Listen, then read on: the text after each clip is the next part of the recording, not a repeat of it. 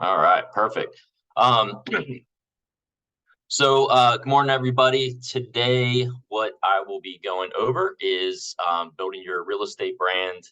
One of my actual favorite parts of running a business is the opportunity to develop your own brand and give your business some form of life in the form of an identity and appearance. And that's really what branding is all about. Developing that identity, creating that perception throughout the community in terms of what your client thinks about when they think about a certain subject or when they see a specific logo or anything like that, they think of you. They think of your brand. There's a lot of powerful ones out there. Of course, we're all familiar with Apple and Disney and Google. A lot of powerful brands, significant brand names out there. And when we think of certain things, we think about those specific companies, right? So um, you are the brand within your business. A lot of us, of course, if we're running teams or just individual agents, the consumers, they identify and they build that relationship and ultimately buy or purchase with us. And so that plays a significant role, of course, as we develop our business and begin to develop our identity out there in the marketplace. So we'll go through 7 steps today, and then we'll open it up for any Q&A at the end of this. So as if you want to just take notes or save your questions for later, and then we can open that up. So the big thing I want to emphasize today is really the keyword distinctive and being distinct. I think, if you're going to take anything away from this and move forward with developing your brand and building it, you have to be distinct in your messaging, doing things or thinking about things or developing an identity that is not known within the marketplace or that's not already being done. What separates you and your brand from the next agent in town or across town, right? Again, we'll kind of dive into that and ways to make your brand distinct. Again, what are the steps involved in helping you do that? So, the big thing I want to kind of go through is, and what we want to learn today is we want to stop chasing the business and actually start attracting it, right? I think it's a lot easier for us if we're constantly running down and trying to find our next piece of business. In this case, what are we doing to have the business come to us? And a lot of that is going to be through our brand, our branding of our business and our identity, right? And what type of client are we looking to attract? Um, there is a difference in kind of before we dive into this, really knowing the difference between branding and marketing. Some people get that confused. They're sort of interchangeable, but they're really two different components of our overall business development strategy. So marketing is going to be more about the tools and processes that we use to build our business, promote our business. Um, I do a lot of things around digital marketing. We talk about search engine optimization. What are we doing to build our website and promote it so people can find us on Google? What are we doing on social media to build our brand organic or build our business organically? Running Facebook ads, even the things more kind of traditional methods, cold calling or door knocking. These are all forms of marketing your business, right? Sales and marketing itself. Branding, on the other end, is more about the culture of your business. What we want to do is develop that message that really permeates throughout your local marketplace. So again, when clients or consumers or potential leads out there, they think about buying a home or listing a home, and they fit kind of that bubble that you're looking to build around them. They think of you, right? So a lot of this is going to be in your name, your logo, things like your tagline, your overall reputation within the business, right? These are all things that go in line with your branding. Again, one of the great things I love about branding in this phase of your overall marketing strategy is we can get creative. Let's let the creative juices begin to flow, right? And what can we do again to be differentiating ourselves from other agents and their business out there in the marketplace? But before we kind of dive into this, I want you guys to look and sort of ask yourself a few different questions in order to help develop this brand and what your brand actually looks like. So why did you get into real estate in the first place? Why do you want to help out specific groups, right? Maybe you enjoy working with first-time home buyers, or you enjoy working with military families. Why does it matter to you in order to get this done? Why does it matter to you in order to help out these specific groups of people or individuals, right? What kind of voice do you want to use for your brand, right? There's different levels in terms of really the size or the loudness of that voice, and you have to determine those things. How do you want to be perceived in the marketplace? Do you want to be kind of more approachable, just, sort of more authentic? Hey, this is me, this is what you get, right? We're seeing a lot of that with video, kind of the old school way of video. In the past, you were afraid to make a mistake on camera. I think now, especially as we've gone through COVID, you see a lot of more authenticity, or people just being themselves on camera, not afraid to make a mistake. And I think consumers like that. Or do you want more of a corporate, more formal appear in your brand, right? So again, a couple of things to think about. And the most important one I want you guys to look at and ask yourselves, because this is really what defines branding. Branding is not an overnight process. It is not a 1-month process. It's not a 6-month process. This is something you have to stick with as you develop this into 2024. Will you be able to stay true to this identity throughout the existence of this brand? So as you develop your name, as you develop your logo, as you develop your target clientele, your niche, are you going to be able to stay true to that, stay consistent to that brand with the messaging and everything that comes along with it? Because it doesn't do anything if you change the direction 1 month into it, right? Or even 6 months into it and you go a different route. So again, defining what that looks like, it has to be a long-term play. So 7 steps to get started. We'll go through each one of these steps today. The first step is we're going to be determining what your ideal client, or who your ideal client looks like. Your unique selling proposition. So we'll want to develop, again, what makes you unique, what differentiates you from other agents in town. Your brand story, giving that brand, giving that appearance some life through storytelling. Number 4, your client territory, where, as you develop steps 1 through 3 and got that in place, well, where are those clients at? Where are they spending their time? So we can get in front of them.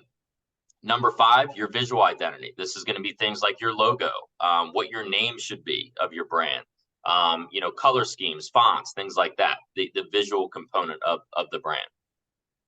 Number 6, after you've got all that in place, developing the right content and syndicating that content in the right places where those ideal clients live and spend their time, and then doing it on a consistent basis.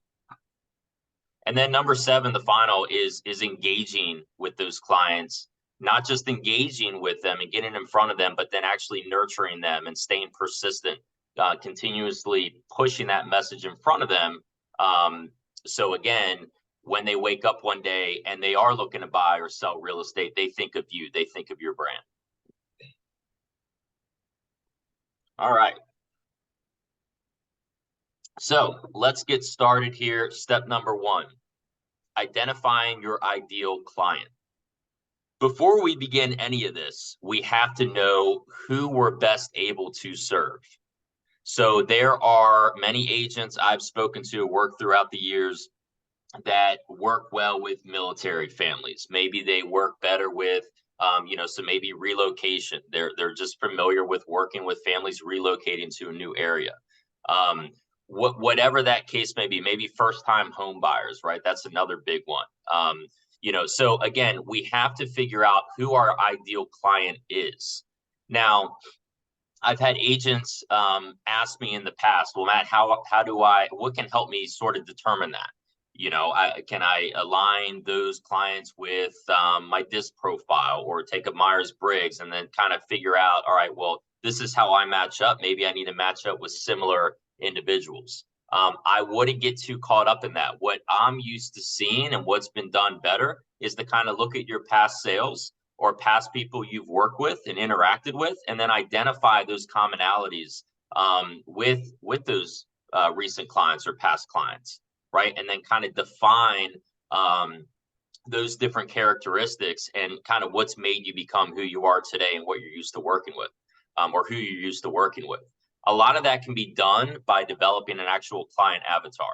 So this is what's going to help sort of keep your marketing message that we developed today more effective and more focused, actually developing what that client avatar looks like. And so a few different questions to sort of ask yourself as you develop this are going to be things such as, maybe what neighborhoods do they prefer? What social media platforms is your ideal client on, right? Some might be more on Facebook, some might be more on TikTok nowadays, or maybe they're not online at all. They're not on social media at all. We need to figure those things out, right? Are they first-time home buyers, or are they experienced buyers, maybe sizing up or just downsizing, right? What are some of the challenges that they face in today's market? Okay, we're in a very unique market, so we have to consider these things that they might be looking at, because again, they're going to go to you for that type of expertise to get them through these hurdles. So again, by identifying who it is that you can best serve, then we can begin to understand how to position ourselves as the ideal agent for them. What I love is, and especially part of branding yourself and branding your name, is we hear this quote a lot: there's riches in the niches. And I think that is extremely accurate, right? Some of us get a little bit caught up on maybe losing out on business or opportunities if we get a little too specific with what we're doing and who we identify with in the marketplace.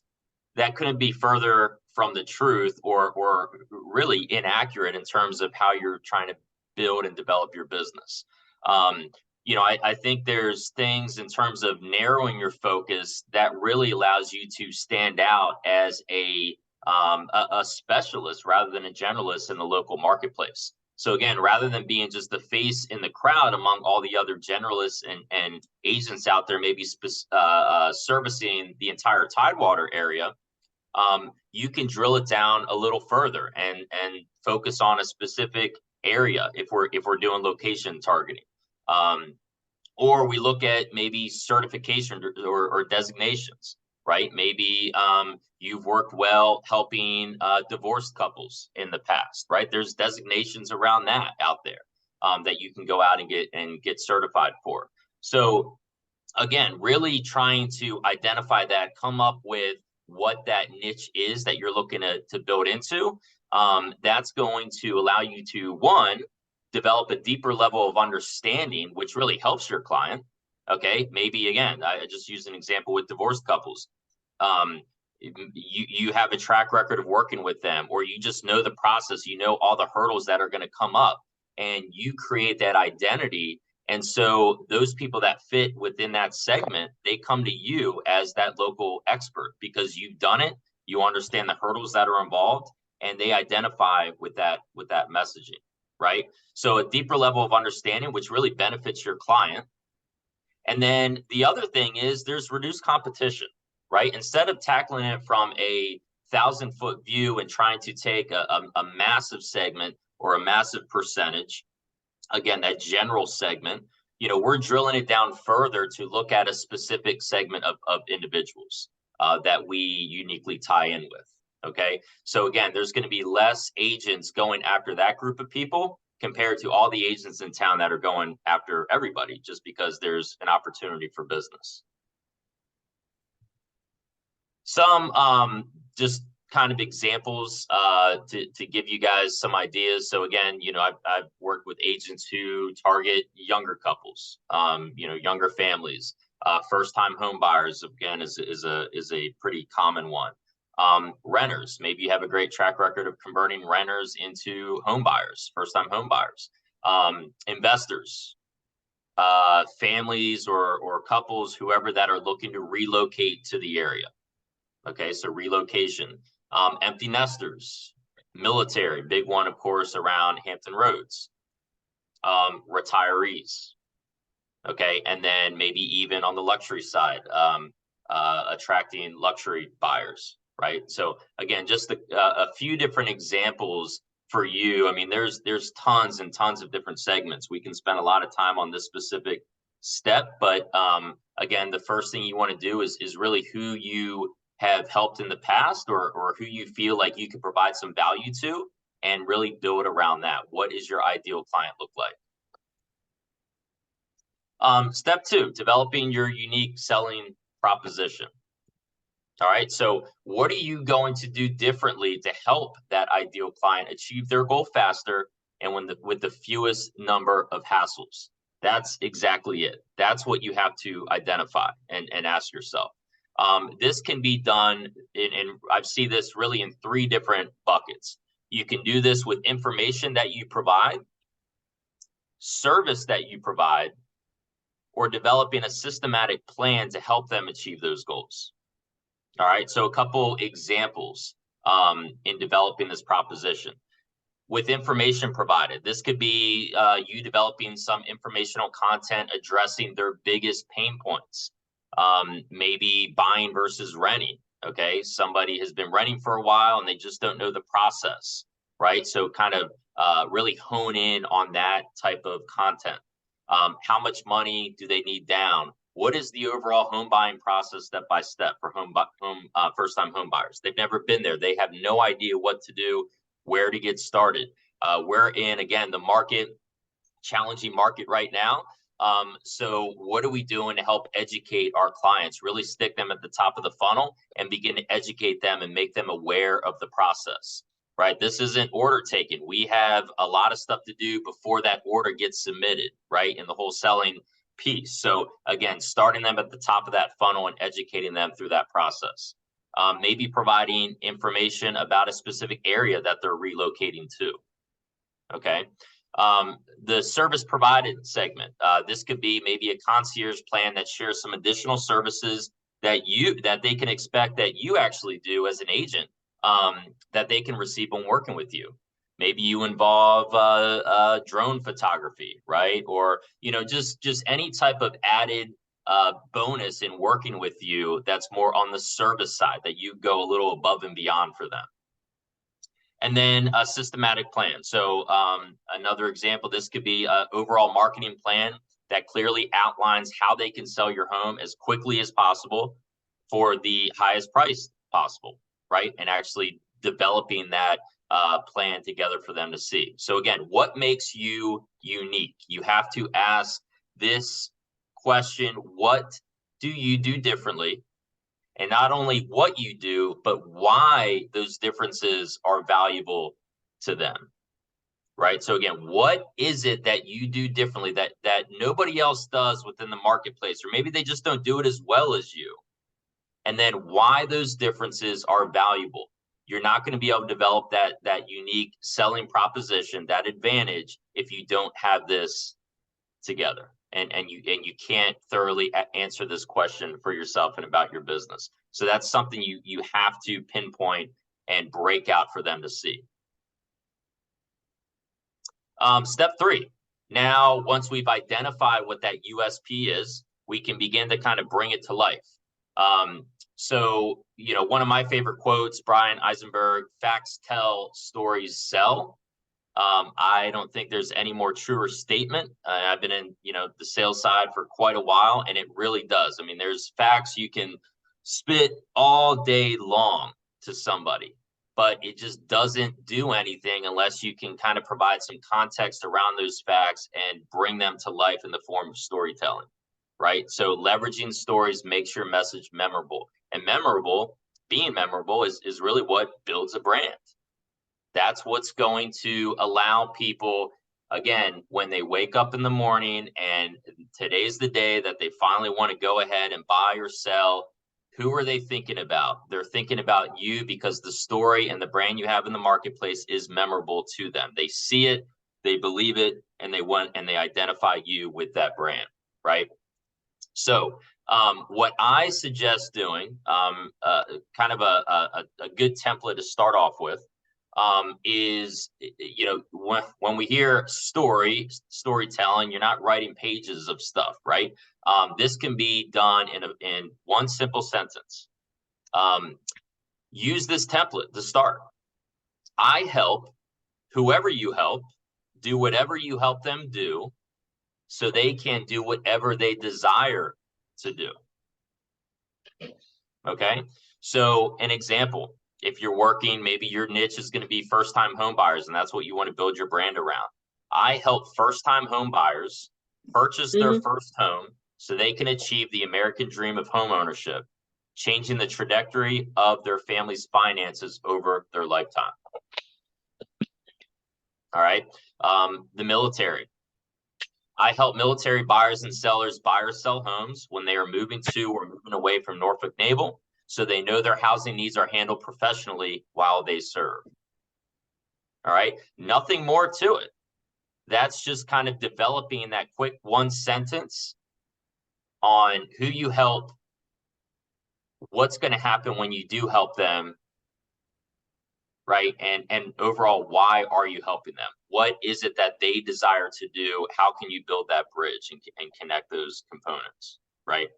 So again, use that template to kind of help you get started and develop that out. Now, these are things that story can be added to, or that one sentence can be added to things like your Facebook profile, or your website bio. A lot of agents struggle with developing content for those things. I mean, that should be there first and foremost. Once you identify that sentence and put that together, that needs to be everywhere.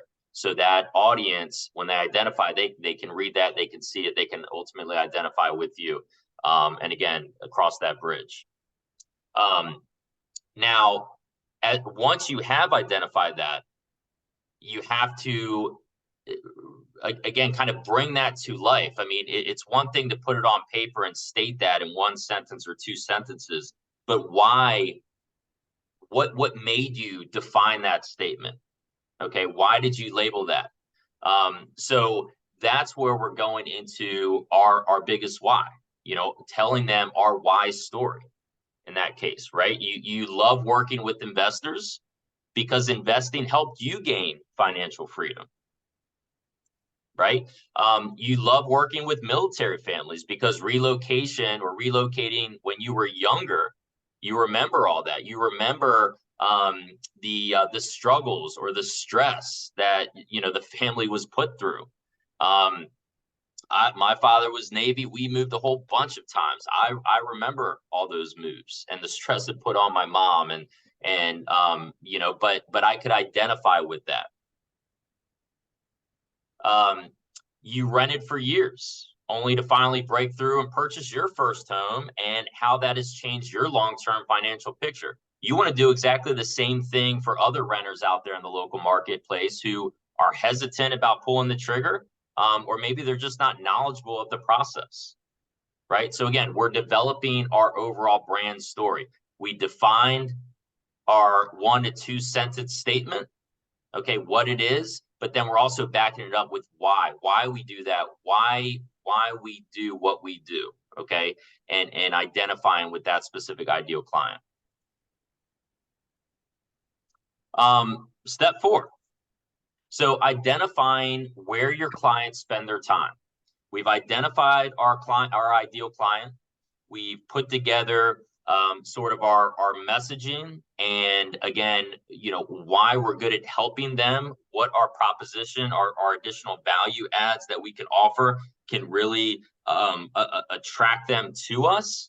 Okay, but that's one part of it. We now have to put our messaging in front of them. We have to get in front of them, and all that's a matter of knowing where they are, right? Where are the fish swimming if we want to go fishing? Okay, we have to throw our rod into that exact spot. So things you might think about, again, where are they spending their time? What social media do they use? That is a big part of really how we spend our time nowadays, right? On social media, on news sites, things like that. So I think one of the most cost-effective outlets out there, and we'll go through a couple. Facebook, for one.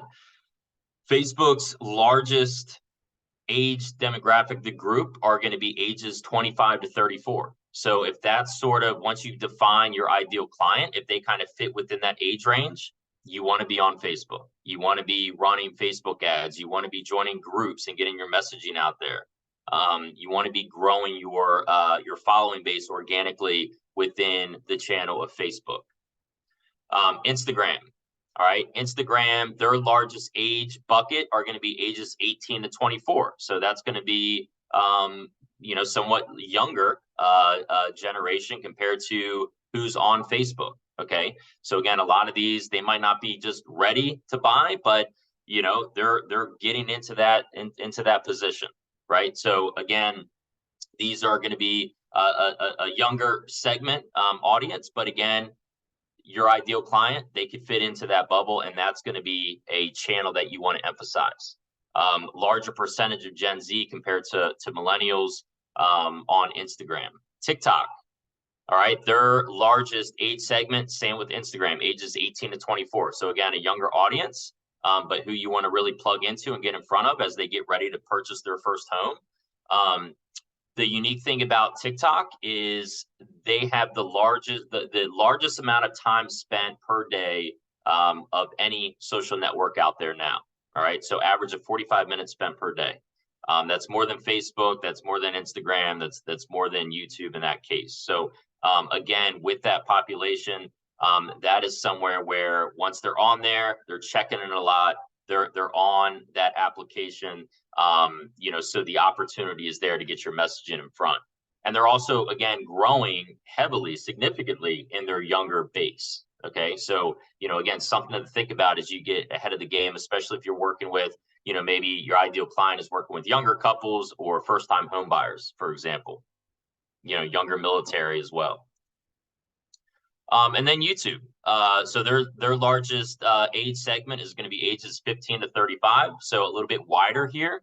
But what's really, been helping them out in terms of when we talk about short form video content are going to be YouTube Shorts. So again, kind of similar to what Instagram was doing with Reels, with TikTok. So they are growing that as well, which is kind of helping some of that younger audience flock to them at the same time.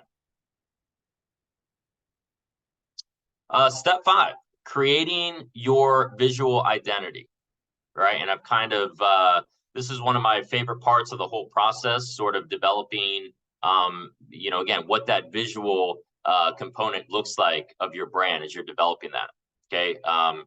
A few here that we see on the right, the gentleman up there in the top right, he's catering more towards the military, right? And he's sort of designed that. You'll see some aesthetics there within his business card with this color scheme, the American flag on his shirt, things like that. The star in the O, again, it really appeals to that demographic.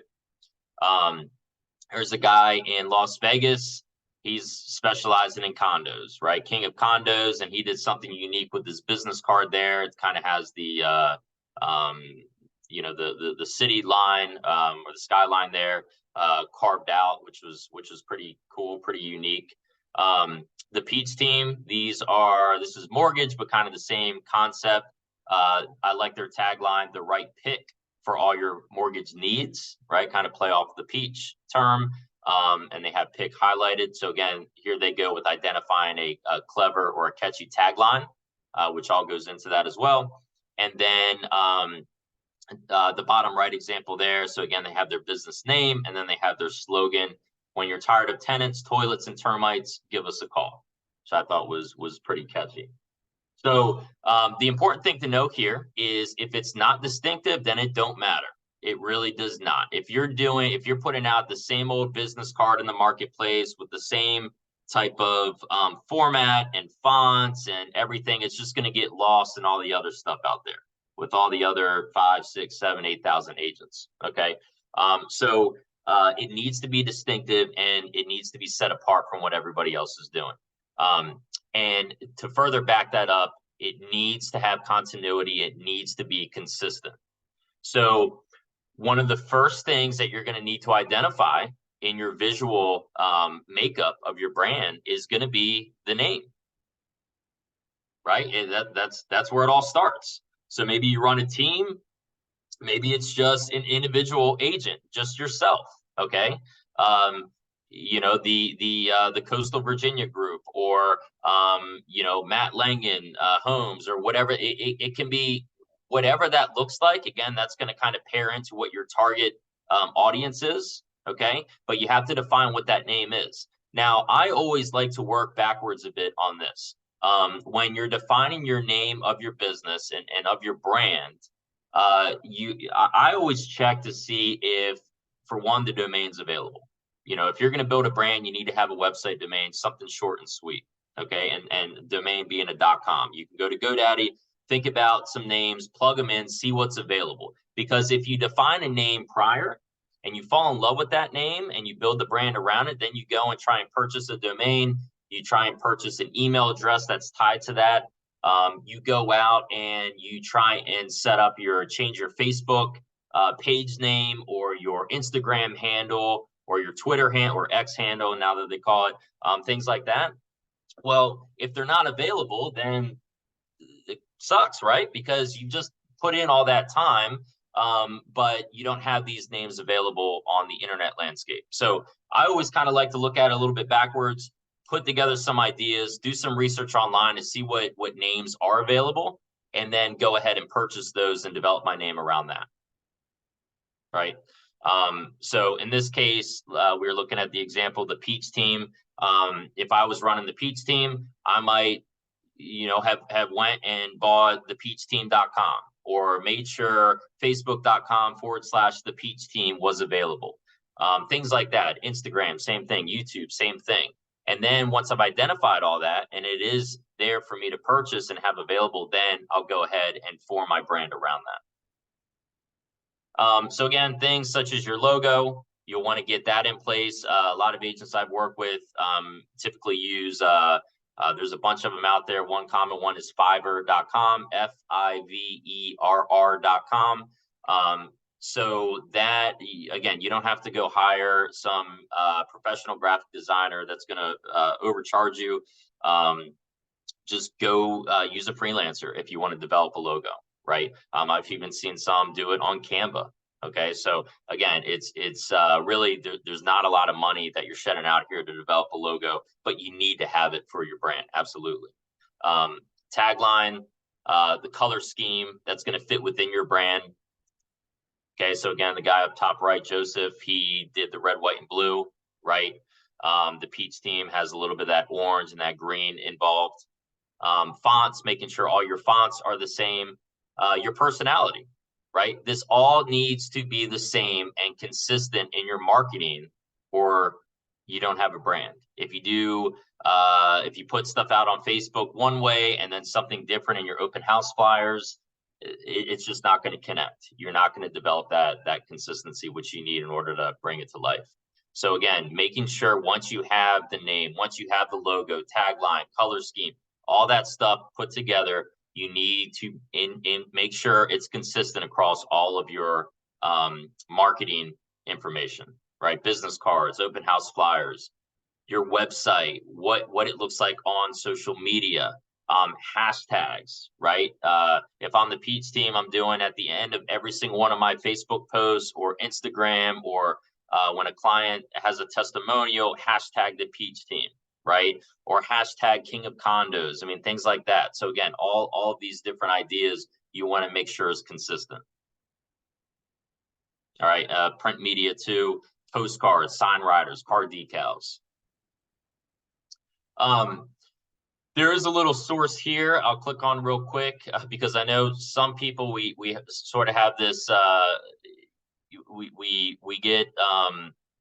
we have a lot of stuff flowing up there, right, in our heads, and we could pause at some point and just kind of have a dump, right? And we don't, we go on lock. And so if you want to use a resource, there's a bunch out there. This one's always helpful just to kind of get the creative juices flowing a bit. You know, if you're having some struggles with determining what are some good slogans for your business, right? Dreams within reach, Discover Your Haven, Beyond Brick Walls. I mean, these are all different slogans that you can use. Some that are within a shorter word range. Unlocking doors, finding homes, keys to your next home. So just a resource out there that you guys can use. Selling houses, creating homes, your key to real estate success. Again, you know, they're out there. I have the link here on the deck that you're more than welcome to. Let me pull that back up. That you can check out if you're having a hard time defining what your slogan or your tagline could be. All right, step 6, creating valuable and consistent content.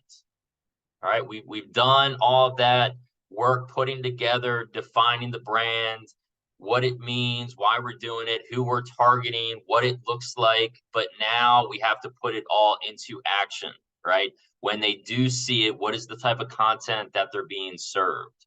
And I will tell you, if you create the most educational, entertaining, and consistent content in your market within the next 1 to 2 years, again, because this doesn't happen overnight, it has to be consistent. It has to, you have to stay on top of it.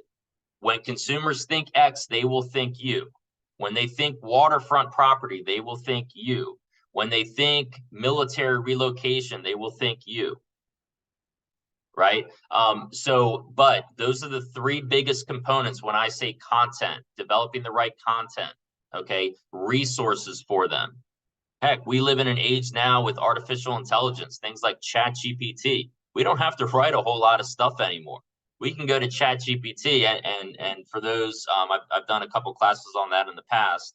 If you send me an email, I'll give you my email at the end of this. You can take a look at some of the classes I put together and how you can use artificial intelligence to develop content for you.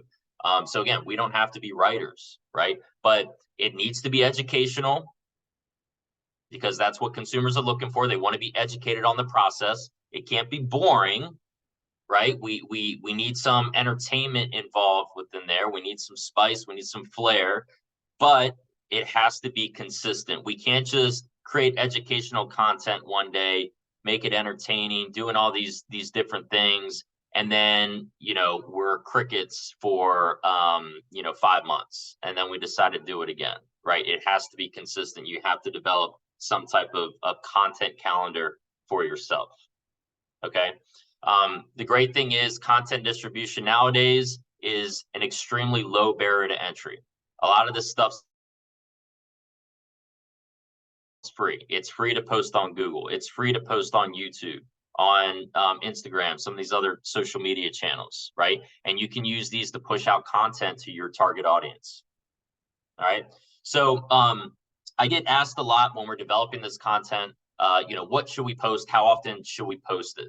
There's a lot of tools out there. Again, a lot of it depends on your target client. We talked about this before. If you're targeting renters, right, and trying to convert them over, you're going to want to develop content around that. Maybe, what are some hurdles or obstacles that you're used to working with renters in the past that you help them overcome. So again, developing that content to then get that in front of specific renters to help them become more educated around the process. So the content, again, that you're developing, it really depends on the target audience, your ideal client that fits in with your brand messaging. But frequency of posting. So if we're talking social media, which a lot of us post on social media or should be posted on social media, I'll kind of give you some ideas in terms of rules of thumb when you are developing this content and pushing it out, how often it needs to be happening. So Instagram, posting between 3 and 5 times per week, at a minimum 3 times per week. When I give you these frequency numbers, you can always do more. These are sort of minimum expectations. The more, the better, right? Now, you got to also be careful. You don't want to spam individuals, but again, at the same time, if you're producing great quality educational content, then they'll want to keep coming back for it, or they'll want to see it, right? So Instagram, 3 to 5 times per week.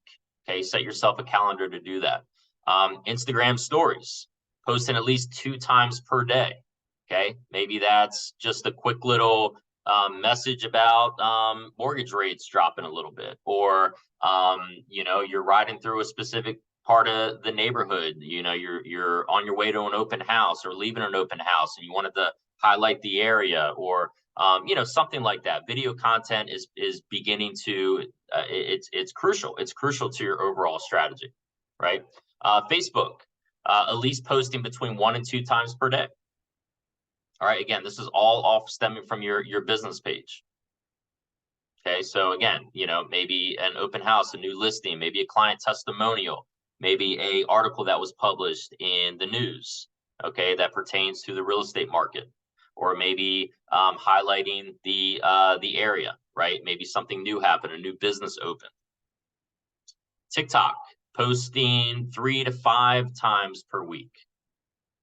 Okay, LinkedIn, a little bit more B2B here, but I still see some agents, which is great, getting on LinkedIn as well and posting the same type of content and pushing it out there. Okay, again, 1 to 2 times per day. And some of you all might ask too, well, Matt, I don't have the time to worry about posting all this and then going to all these other channels.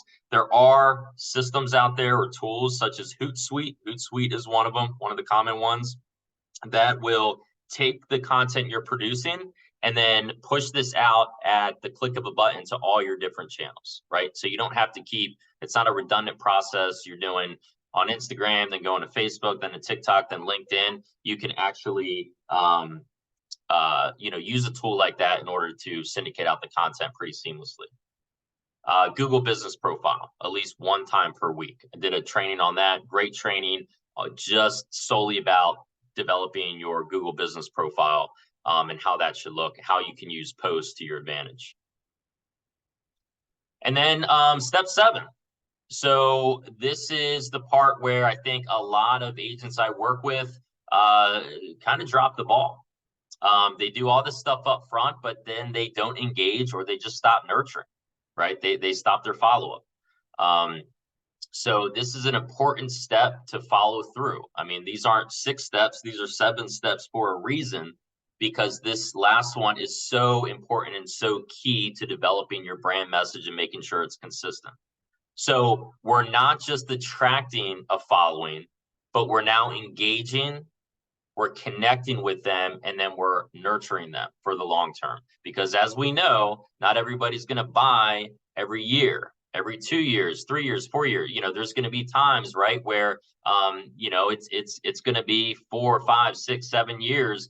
And so we just need to make sure we're staying in front of our clients, our existing clients. Again, they might see that message, and even though they're not in the market right now because they just purchased a home from you last year, they see your message and they know to then refer you to somebody that they know is looking to buy or sell. So it's important that we stay top of mind. That is the key. And that all comes into engaging and nurturing.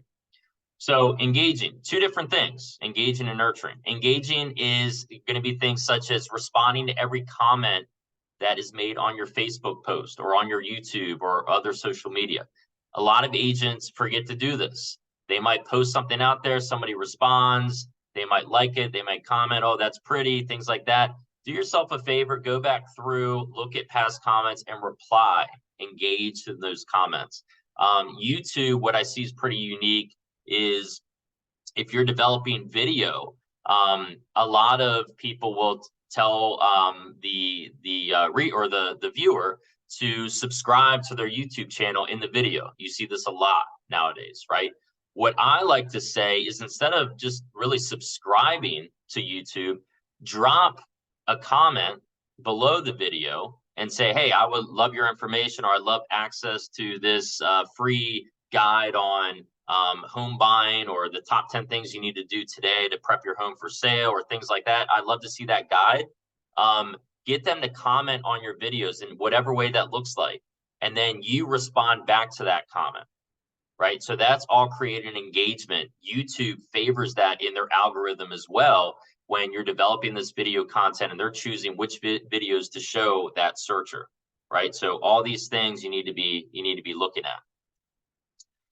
Attending community events within your target audience.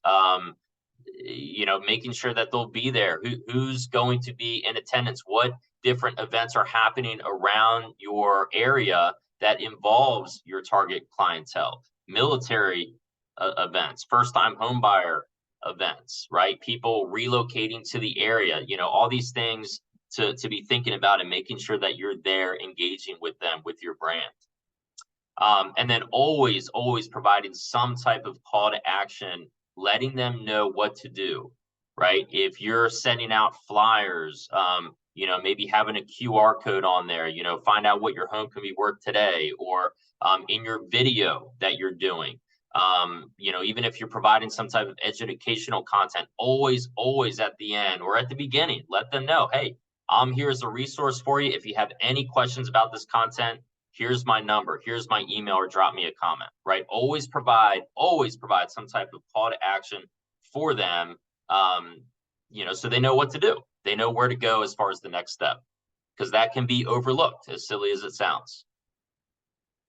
And then nurturing, okay? So once you've got all this information together, developing that database, and then following up, using your CRM, your customer relationship management tool, to continuously keep them updated with your brand, your messaging, so they keep seeing your logo, they keep seeing your tagline, they keep seeing your hashtags, your CRM, your Facebook profile, all these things that can be leveraged in order to stay top of mind to them. But the big thing, and what I see happens a lot, is sometimes we're getting a little bit lazy when it comes to just the benefit of technology for us. And consumers are becoming more aware and more educated and more knowledgeable around what's being blasted to them on the sales side, right? Or on the marketing messaging side.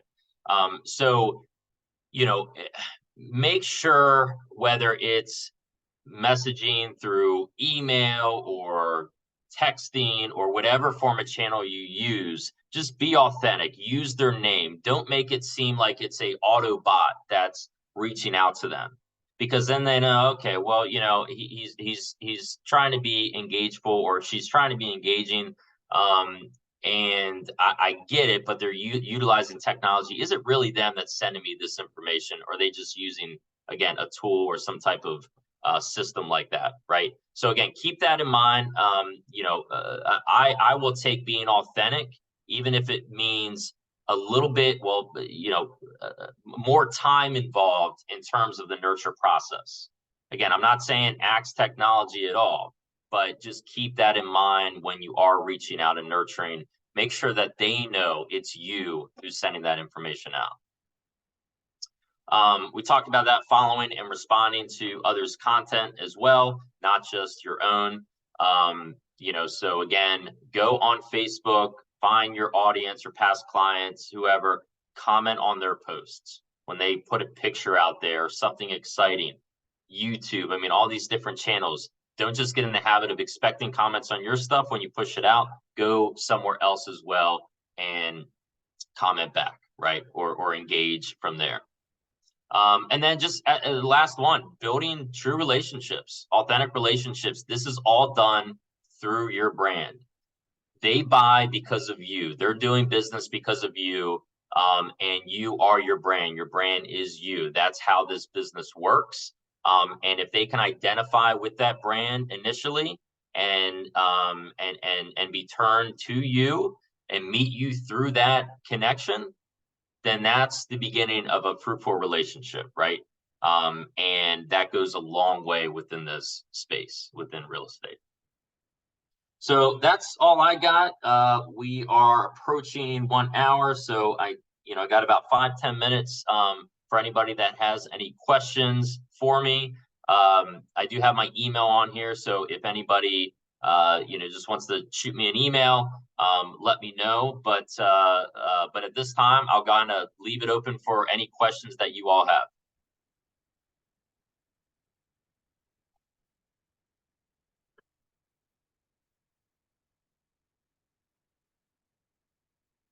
All right. Well, if nobody has anything, I will wrap it up. Like I said, there's my email. Feel free to shoot this email to me. I will, or any questions you have to my email, I will send out the recording for those that signed up, and so you can watch it at a later time if you want to go back through. But again, whether it's today, tomorrow, next week, if you have any questions, don't hesitate to reach out to me. Hope you guys took away some good stuff from this, and happy branding. Hope you guys have a good rest of your day. Talk to you soon.